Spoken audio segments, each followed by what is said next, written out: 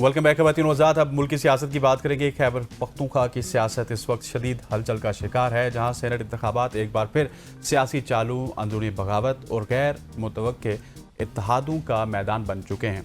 एक तरफ PTI के नाराज़ उम्मीदवार पार्टी फैसलों को चैलेंज कर रहे हैं, दूसरी जानिब अपोजिशन जमातें गैर मामूली हमांगी के साथ इन बागियों का रास्ता रोकने के लिए सफबंदी कर चुकी हैं। इस इंतखाब में किसका पल्ला भारी होगा और क्या जमहूरी रवायात एक बार फिर सियासी चालों को की नज़र होंगी? इन्हीं सवालात के हम जवाब जानने की कोशिश करेंगे आज के इस सेगमेंट। एग्जैक्टली और हमारे ज्वाइन कर लिया इस वक्त शौकत यूसुफजई साहब ने। Thank you so much sir for your time. सबसे पहले जिस तरह से हसनैन ने भी बात की, आपके ख्याल में खैबर पख्तूनख्वा असम्बली में सेनेट इंतखाबात के लिए जो पार्टी के नाराज़ उम्मीदवार हैं उनके कागजात नामजदगी वापस ना लेना PTI की अंदरूनी सियासत या क़यादत पर किस किस्म के असरार डाल सकता है, और आप इस मामले को किस तरह से देख रहे हैं? रमानी, बहुत शुक्रिया। देखिए, ये पार्टी के ऊपर डिपेंड करता है कि वो डिसिप्लिन कितना इसमें पार्टी में बरकरार रख सकते हैं इस वक्त। अगर वो डिसिप्लिनरी एक्शन ले लेते हैं तो फिर तो मेरे ख्याल से कोई फ़र्क नहीं पड़ेगा, और मैसेज जाएगा तमाम मेंबरान को कि अगर वो अपने पार्टी उम्मीदवारों को वोट नहीं देंगे तो फिर उनके खिलाफ कार्रवाई होगी। तो मेरे ख्याल से कोई असर नहीं पड़ेगा, क्योंकि इस वक्त जो ग्रुपिंग नज़र आ रही है उससे पार्टी के बिल्कुल पार्टी को नुकसान भी हो रहा है। पार्टी का डिसिप्लिन बड़ा कमज़ोर नज़र आ रहा है। तो इस लिहाज से ये कि जब बात तय है कि जी ये जो लिस्ट है ये वाकई अगर इमरान खान ने दी है तो फिर उस पर मेरे ख्याल से तकसीम होना या उस पर एतराज़ करना ये बहुत ही कमज़ोर सोच है। अगर बैरिस्टर गौहर साहब, सलमान अकरम राजा साहब, उमर अयूब साहब ये कह रहे हैं कि ये लिस्ट जो है वो इमरान खान ने इसकी अप्रूवल दी है, तो फिर तमाम लोगों को इस पे अमल करना चाहिए। और मैं समझता हूँ कि बेहतरीन जरिए ये है कि सबको डिसिप्लिन के दायरे के अंदर लाया जाए पार्टी में। ठीक हो गया। शौकत साहब, मुझे कहा कि इस वक्त खबरें गर्दिश कर रही हैं कि खैबर पख्तूनख्वा में सेनेट इंतखाबात में पाकिस्तान तहरीक इंसाफ के बागी उम्मीदवारों के खिलाफ सूबाई हुकूमत और अपोजिशन जमातें, जमीयत उलमा इस्लाम, पाकिस्तान मुस्लिम लीग नून और पाकिस्तान पीपल्स पार्टी समेत दीगर एक पेज पर आ गए और इनका रास्ता रोकने का मंसूबा तैयार कर लिया गया। इसमें कितनी सच्चाई है? देखिए, जो फार्मूला सामने आया है तो 6-5 का, तो अगर ये इस फार्मूले के ऊपर वो मुत्तफिक हैं और वो अपने मेंबरान को बाउंड कर दें तो फिर क्या होगा? अगर PTI के 4-5 लोग बागी भी हो जाएं तो 4-5 वोटों से तो कुछ फर्क नहीं पड़ता है ना, जब अपोजिशन और गवर्नमेंट के मेंबरान का इत्तेहाद हो एक इशू के ऊपर। तो मेरा ख्याल ये है कि ये जो इन्होंने फैसला किया है कि करप्शन को रोकना है, हार्स ट्रेडिंग को रोकना है, जो फार्मूला दिया है 6-5 का, मैं समझता हूँ कि अच्छी बात है। ठीक है, एक आधी सीट हमारी और भी बन सकती थी PTI की, लेकिन उसमें ये कि फिर वही चीज़ होती कि लोग पैसा लगा के असम्बली में आते। तो मेरा जहाँ तक ख्याल है PTI ने बहुत ज़बरदस्त डिसीजन लिया है, अपने सूबे को बहुत बड़ी बदनामी से बचाया है। और अगर इस पे अमल दरामद हो गया तो अगर कोई खड़ा हो भी जाए तो उससे कोई फ़र्क नहीं पड़ेगा, अगर दोनों हुकूमत और अपोजिशन जो है वो एक साथ बैठकर डिसीजन ले ले तो मेरे ख्याल से इससे कोई फ़र्क नहीं पड़ेगा। दोनों तरफ से अपने अपनी जो मतलूबा स्कोर है वो पूरा कर लेंगे। तो सर ये भी कि अब जो खैबर पख्तूनख्वा असम्बली में जो मखसूस नशिस्तें हैं वहाँ पर हलफ बर्दारी में बार बार रुकावटें डालने की हिकमत अमली जो है उसको आप किस तरह से देख रहे हैं, क्योंकि ये एक बार नहीं हुआ, और क्या ये जमहूरी अमल को मुतासिर नहीं कर रहा आपके मुताबिक? देखिए, जमहूरी अमल तो खैर नहीं है। जमहूरी अमल होता तो ये तो सुप्रीम कोर्ट का जो पहला फैसला था वो तो ये था कि PTI को इस नशिस्तें दे दी जाए।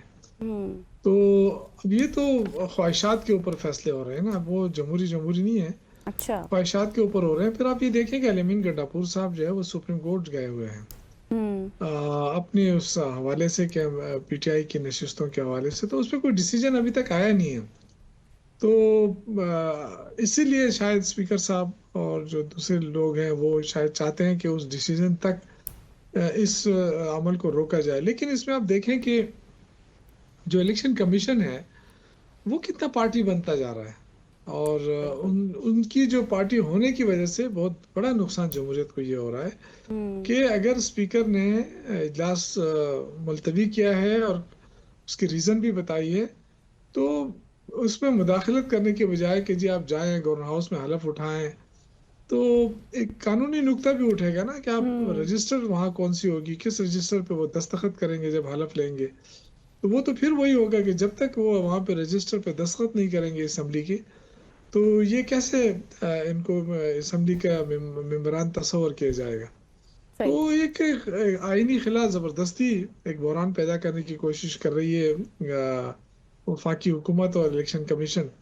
मेरे ख्याल से इसको स्मूथली होना चाहिए था। और अगर आप पीटीआई को ये नशिस्तें नहीं देते तो आप किस खाते में नून लीग, पीपल्स पार्टी और दीगर जमातों को ये तकसीम कर रहे हैं। मतलब ये कि जेयूआई की अपनी सीटें शायद 5 है कि 6 है और उनको आप 9 सीटें दे रहे हैं।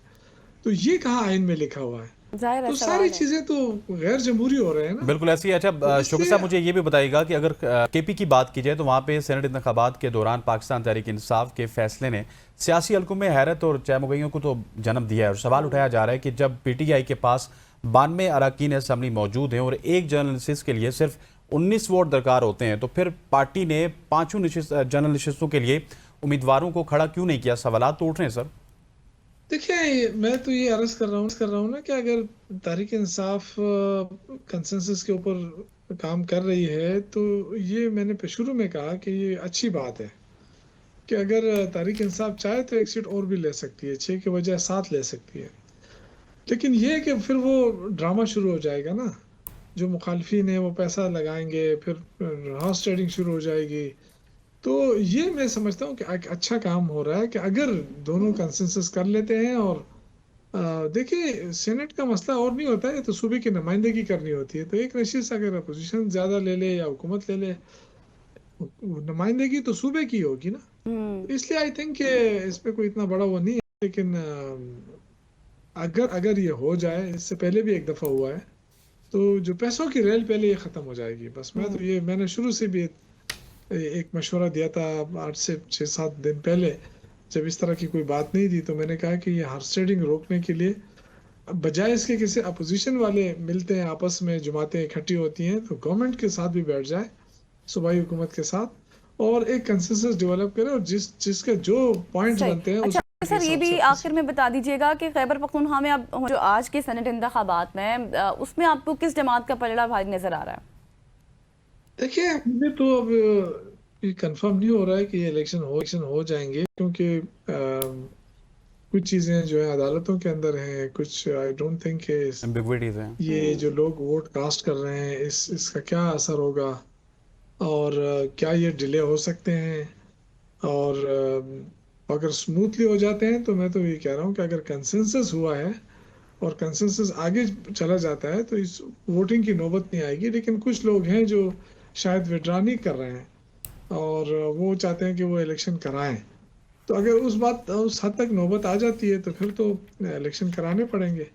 और इलेक्शन के दौरान भी ये चीज़ें जो जो इन्होंने मुआहदे पे पहुंचे हैं, अगर वो उस तरह हो जाए तो बेहतर होगा। नहीं तो फिर वही हॉर्स ट्रेडिंग के मामलात बिल्कुल। आपके सामने होंगे। फिर यही जो कॉरिडोर है हमारे जो असम्बलियों के बाहर शौकत जो है, साहब, वहाँ पे आपके वही वक्त का बहुत बहुत शुक्रिया। Thank you so much giving us your valuable time. ख़वातीन हज़रात, यहाँ पे वक्त हो जाता है एक न्यूज़ ब्रेक लेते हैं, वापस आते हैं। Stay with us.